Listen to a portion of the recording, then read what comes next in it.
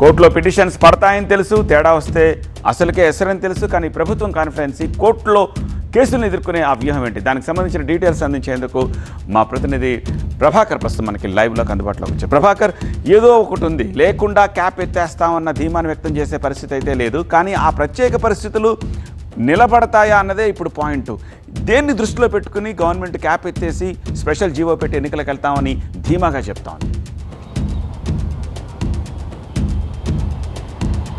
చాలా ధీమాగా ఉంది గవర్నమెంట్. అసలు ఇంతకుముందు కంటే కూడా ఈరోజు ఎక్కువ కాన్ఫిడెన్స్తో కనిపించినట్టుగా అయితే మనకు తెలుస్తుంది. ముఖ్యంగా దీనికి సంబంధించి ఇప్పుడు స్పెషల్ జీవో తీసుకురావడానికి, ఒకవేళ కోర్టులోకి వెళ్తే ఎదుర్కోవడానికి మీరు అన్నట్టుగా ఆ ప్రత్యేక అస్త్రాలు ఏవైతే ఉన్నాయో ప్రభుత్వం దగ్గర సిద్ధంగా ఉన్నాయనేది ఇంతకుముందే పొన్నం ప్రభాకర్ కానీ మంత్రి పొంగులేటి కానీ ప్రెస్ మీట్లో చెప్పారు. దాంట్లో భాగంగానే సుప్రీంలో ఈ క్యాప్ ఉంది అని అంటే దానికి సంబంధించి చాలా రాష్ట్రాలకు సుప్రీంకోర్టు మినహాయింపు ఇచ్చింది.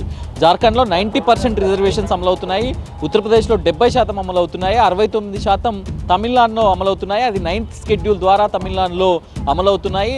అప్పుడు 92 నుంచి కూడా ఈ రిజర్వేషన్స్ అమల్లో ఉన్నాయి. సో అదే రకంగా కర్ణాటక హైకోర్టు తీర్పు కూడా ఉంది.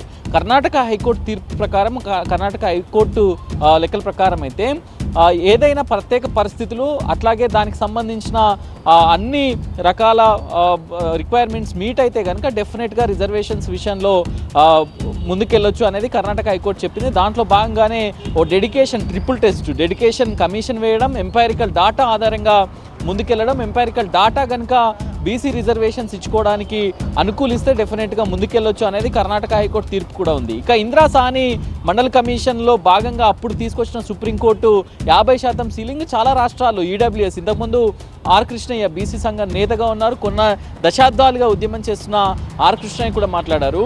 ఈ విషయంలో ప్రభుత్వం ఎలాంటి ఆందోళన పడాల్సిన అవసరం లేదు, డెఫినెట్గా 42% రిజర్వేషన్స్ని అమలు చేయవచ్చు. సుప్రీంకోర్టులోకి వెళ్తామంటే కూడా చాలా రిలాక్సేషన్స్ సుప్రీంకోర్టు గతంలో ఇచ్చింది. ఎప్పుడో 92లో ఇచ్చిన తీర్పుకు ఇప్పటికీ చాలా మారుతూ వచ్చింది. ఇప్పుడున్న దానికి అనుగుణంగా, ఇప్పుడున్న లెక్కలకు అనుగుణంగా, సెన్సస్కి అనుగుణంగా, అట్లాగే డేటాకు అనుగుణంగా ముందుకు వెళ్తే డెఫినెట్గా సుప్రీంకోర్టు కూడా దీన్ని అలౌ చేస్తుంది అనేది ఆర్ కృష్ణయ్య చెప్తున్నారు. చాలా రాష్ట్రాలు ఇంతకుముందు నేను చెప్పినట్టుగా జార్ఖండ్,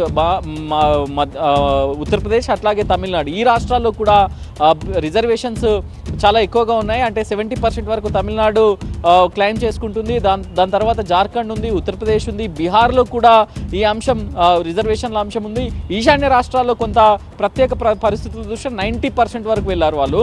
అక్కడ 6th షెడ్యూల్ అమల్లో ఉంది కాబట్టి అక్కడ కూడా వెళ్ళారు. సో ఇవన్నిటినీ కూడా కోడ్ చేస్తూ రాష్ట్ర ప్రభుత్వం ముందుకెళ్తుంది. డెఫినెట్గా మా దగ్గర మేము చేయాల్సిందంతా కూడా టెక్నికల్గానే చేశాము, ఎంపైరికల్ డేటా తీసాము, డెడికేషన్ కమిషన్ వేసాము.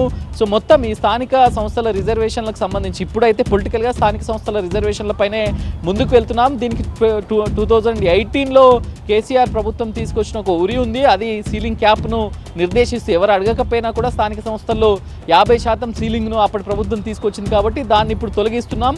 ప్రత్యేక జీవో ద్వారా ముందుకెళ్తామనేది అయితే ప్రభుత్వం చెప్తుంది. ఒకవేళ కోర్టులోకి వెళ్ళినా కూడా నేను ఇంతకుముందు చెప్పినట్టుగా ఈ అంశాలన్నింటినీ తీసుకెళ్లి కోర్టు ముంగట పెడతామనేది కూడా రాష్ట్ర ప్రభుత్వం చెప్తుంది.